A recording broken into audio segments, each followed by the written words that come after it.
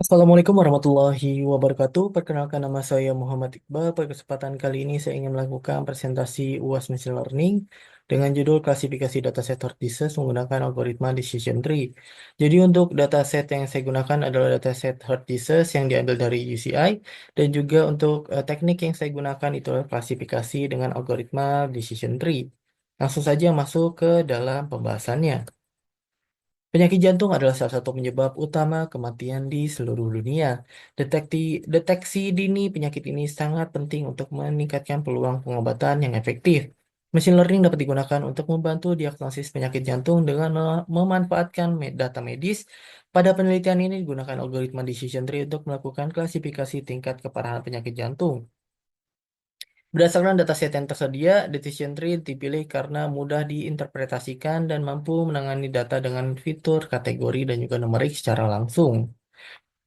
Decision tree atau pohon keputusan adalah salah satu metode dalam data mining yang digunakan untuk mengambil keputusan berdasarkan data yang ada. Decision tree dapat digunakan untuk memprediksi hasil dari suatu keputusan dengan mengidentifikasi hubungan antar variabel input dan juga output. Decision tree juga dapat digunakan untuk mengklasifikasi data dan mengidentifikasi pola dalam data.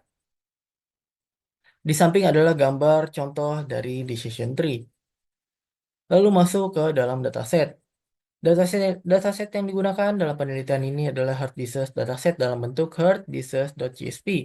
Dataset tersebut memiliki 303 sampel dan terdiri dari 13 atribut independen, fitur, dan satu atribut target atau label. Variabel target 6 memiliki 5 kelas, yaitu 0 sampai 4 yang menunjukkan tingkat keparahan penyakit jantung. Berikut adalah penjelasan dari masing-masing kolom pada dataset. Dapat dilihat pada gambar di sebelah kanan itu terdapat tampilan dari dataset awal yang digunakan, yaitu terdapat kolom H, Seq, CP, Trace BPS, Call FBS, Resect, Talak, Exang, All Peak, Slope, CA, TAL, dan juga 6. Berikut adalah penjelasan dari masing-masing kolom. Yang pertama ada age, usia pasien dalam tahun. Yang kedua ada sex, itu jenis kelamin pasien, 0 untuk perempuan dan 1 untuk laki-laki. Lalu ada CV atau tipe nyeri data atau chest pain yang dialami pasien. Lalu ada trace BPS, tekanan darah sistolik dalam istirahat saat istirahat dalam bentuk mmHg. Lalu ada call, yaitu kadar kolesterol serum total dalam bentuk mg per dl. Selanjutnya ada FBS, itu kadar gula darah atau fasting blood sugar, lebih dari 120 mg per dl, 0 untuk tidak, dan 1 untuk ya. Lalu selanjutnya ada restek, hasil elektrokardiogram ECG saat istirahat. Lalu ada talak, itu detak jantung maksimum yang dicapai selama tes stres. Lalu ada eksang, apakah pasien mengalami angina atau nyeri dada saat olahraga, 0 untuk tidak dan 1 untuk ya. Lalu ada all-peak, penurunan segmen ST pada tes stres yang menunjukkan iskemia jantung dalam bentuk MM. Yang selanjutnya ada slope, itu kemiringan segmen ST pada puncak tes stres. Lalu ada CA, itu jumlah pembuluh darah yang terlihat mengalami penyempitan 0 sampai 3. Lalu ada TOL, itu status thalassemia 0 normal, 1 fixed defect, dan juga 2 reversible defect. Lalu yang terakhir ada 6, yaitu diagnosis penyakit jantung. 0 untuk tidak ada penyakit jantung dan 1 sampai 4 ada penyakit jantung. Selanjutnya adalah tahapan yang dilakukan. Yang pertama, persiapan dataset yang digunakan tadi kan dataset Hurd-Dices.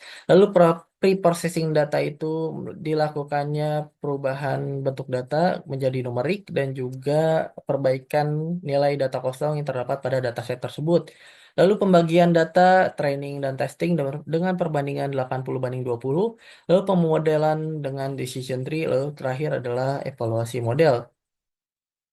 Lalu untuk hasilnya tersendiri, setelah model decision tree dilatih menggunakan dataset penyakit jantung, dilakukan evaluasi terhadap performa dengan menggunakan akurasi, confusion metric, classification report, dan juga analisis fitur importance. Berikut adalah hasil dari proses klasifikasi yang telah dilakukan. Dapat dilihat pada gambar di sebelah kanan, akurasi yang didapat adalah 0,46, yang berarti menunjukkan bahwa memiliki akurasi sebesar 46% dari seluruh data uji. Hanya sekitar 46% prediksi yang sesuai dengan label aslinya. Nilai ini masih tergolong rendah yang menunjukkan bahwa model masih memiliki banyak kesalahan dalam klasifikasi. Selanjutnya ada classification report. Classification report memberikan metrik evaluasi yang lebih detail, yaitu precision, recall, dan juga F1 score untuk masing-masing kelas.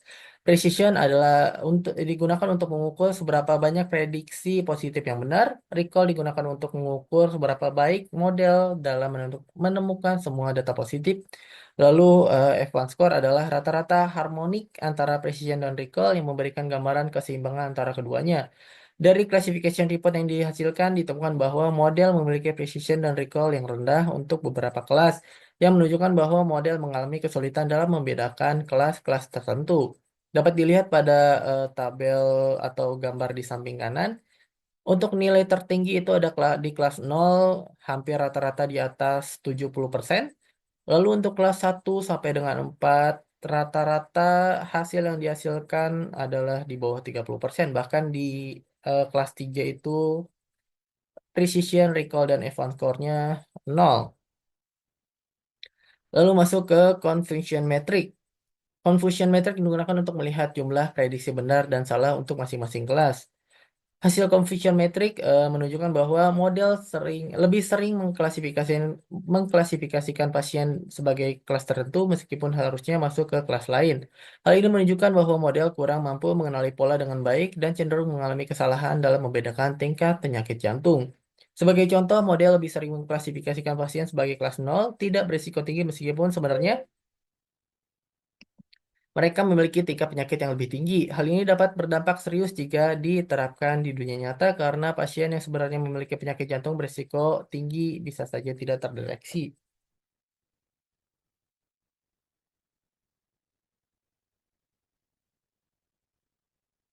Dapat dilihat pada gambar di samping kanan, untuk kelas 0 itu data yang sesuai itu terdapat 23 data. Lalu ada data yang tidak sesuai itu terdapat 7 data. 4 di kelas 1, eh, 1 di kelas 2, 1 di kelas 3, dan juga 1 di kelas 4. Lalu untuk di kelas 1 tersendiri, kesesuaian datanya terdapat 2 data. Pada kelas 2 itu terdapat 2 data yang sesuai. Pada kelas 3 tidak ada data yang sesuai. Pada kelas 4 itu terdapat 1 data yang sesuai. Selanjutnya ada fitur importance. Untuk memahami fitur mana yang paling berpengaruh dalam prediksi model, dilakukan analisis fitur importance. Hasil menunjukkan bahwa beberapa fitur memiliki pengaruh besar terhadap keputusan model, di antaranya yaitu adalah chest pain type atau CV, atau kolesterol level atau COL, lalu ada maksimum heart rate achieved, detak jantung maksimal yang dicapai pasien, lalu terakhir adalah CA atau number of major vessel colored by fluoroscopy, atau jumlah pembuluh darah utama yang tersumbat. Fitur-fitur ini memiliki bobot lebih besar dibandingkan fitur lainnya dalam pengambilan keputusan model, yang berarti bahwa model sangat bergantung pada fitur-fitur ini untuk melakukan klasifikasi.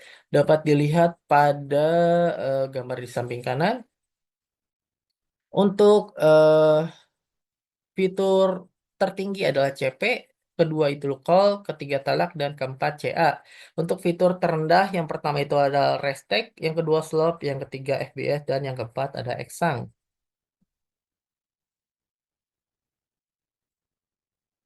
Selanjutnya adalah visualisasi decision tree. Gambar di samping adalah menunjukkan struktur decision tree yang digunakan dalam penelitian ini. Decision tree bekerja dengan membagi data ke dalam cabang-cabang berdasarkan fitur paling berpengaruh hingga mencapai keputusan akhir. Pada visualisasi ini adalah hasil dari visualisasi data yang kita gunakan, yaitu heart disease. Untuk kesimpulannya, berdasarkan penelitian ini, model decision tree telah diterapkan untuk melakukan klasifikasi penyakit jantung menggunakan dataset yang tersedia. Dari hasil evaluasi, diperoleh akurasi 46% yang menunjukkan bahwa model masih memiliki keterbatasan dalam melakukan prediksi dengan baik.